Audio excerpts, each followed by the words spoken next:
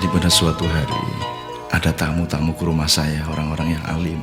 Tampak dari baju mereka gamis yang putih, serban, bau wangi mereka, celak di bulu mata mereka. Dan cara mereka berlaku, cara menyungging bibir, kelembutan itu menabur-nabur ke sekitarnya.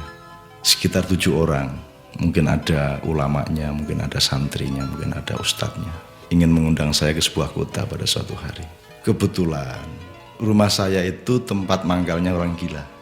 Jadi orang gila itu merasa aman di rumah saya, baik orang gila yang beneran maupun orang yang dibikin gila oleh masyarakat karena masyarakat melakukannya sebagai orang gila.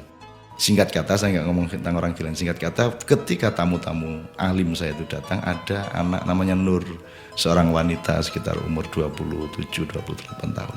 Semua orang di kampung mengatakan Nur itu orang gila, orang nggak bener, udah nggak bisa ngomong normal, udah nggak pernah mandi segala macam. Dan kerjaannya setiap hari ke rumah saya. Dan begitu di rumah saya dia bisa ngobrol meskipun tidak selancar orang-orang yang disebut normal. Artinya di situ dia bisa diajak ngomong tentang apa saja. Tapi kotor dia. Nah, karena Nur ada di situ, tamu-tamu saya juga ada di situ, saya perkenalkan. Ustadz ini kenalkan, ini Nur, ini anak sini sebelah sini gitu. Nah, Ustadz ini karena kan tangannya kelimis-kelimis ini kan seringnya salaman sama malaikat. Jadi bersih gitu. Jadi salaman sama Nur ini apa bahasa Jawanya, gojek-gajek ya, agak ragu-ragu, tangannya maju mundur dan badannya juga agak tidak yakin untuk bersilaturahmi sama Nur ini. Karena saya lihat semuanya ragu-ragu untuk megang tangan si Nur untuk bersalaman, dan kemudian dari sorot mata mereka juga tampak apa isi hati dan pikiran mereka. Saya marah, Mbak. Aduh, saya menyesal kenapa saya marah. Tapi saya memang tersinggung kalau ada orang kecil dihina oleh siapapun. Saya langsung membentak, Ustadz, kenapa antum tidak mau salaman sama Nur? Apa Anda pikir Anda pasti masuk surga dan Nur masuk neraka?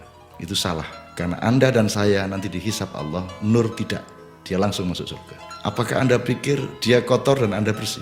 Bagaimana mungkin Anda menyimpulkan Nur kotor, Anda bersih? Apa gerangan kotor, apa gerangan bersih? Menurut ukuran mata siapa kotor dan bersih itu Anda lihat? Apakah kebersihan, apakah lumpur itu kotor? Apakah daging itu kotor? Apakah wewangian itulah yang bersih? Ataukah lumpur itu kotor? Bagaimana Anda mengukur kotor dan bersih? Antum ustadz, antum ulama, mestinya tahu hakikat kotor, hakikat bersih. Macam-macam saya ngomong.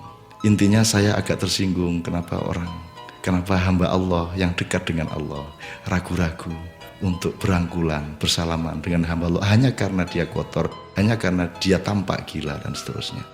Bapak-bapak, ibu sekalian dan semua para pendengar, saya tidak ingin memberi hikmah apa-apa kecuali bahwa sesungguhnya sangat indah dan membuat hidup kita sangat luas kalau kita ini bersikap seolah-olah mampu menampung seluruh alam semesta ini, termasuk kotoran-kotoran kayak apapun bisa kita telan. Dan begitu kita telan dengan ikhlas, semua kotoran itu ternyata adalah makanan-makanan yang lezat, yang oleh Allah memang disembunyikan seolah-olah dia kotoran, tapi sesungguhnya dengan keikhlasan masuk ke dalam jiwa kita, dia menjadi rizki yang luar biasa. Aku harap Anda semua bisa seluas mungkin membuka pintu-pintu untuk saudara-saudara kita yang kecil-kecil, yang kelihatannya tidak normal, yang kelihatannya tidak punya derajat.